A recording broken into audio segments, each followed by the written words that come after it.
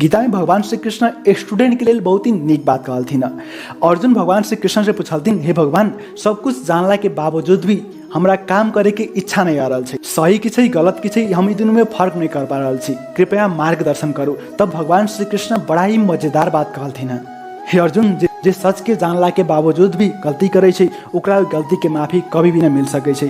जेकरा पता छै कि ओकरा लेल काम करना कितना महत्वपूर्ण है, ओहि के बावजूद भी वो व्यक्ति अपन समय के व्यर्थ के काम में नष्ट करे छै, तो ओकरा से बड़ा मूर्ख व्यक्ति दुनिया में दूसरा कोई नहीं है। अहाँ के पास वो हरेक काम करे के हिम्मत है जे अहाँ कर सके छी, अहाँ के पास अपार शक्ति है, अहाँ वो हरेक काम कर सके छी जे अहाँ सोचले छी। यही खातिर अपन मूल्यवान समय के व्यर्थ के काम में नष्ट करना सिर्फ एक बेवकूफ़ी है। जिंदगी में अहाँ के एक बेर भगवता जरूर पढ़े के चाहिए। यदि अहाँ मानव के रूप में जन्म लेके भगवता न पढ़े सके तो अहाँ के जीवन व्यर्थ है। यही खातिर एक बेर भगवता जरूर पढ़ब और एहने वीडियो और देखे के लगी मिथियोलॉजी फेसबुक पेज के लाइक और फॉलो जरूर करब। हरे कृष्ण।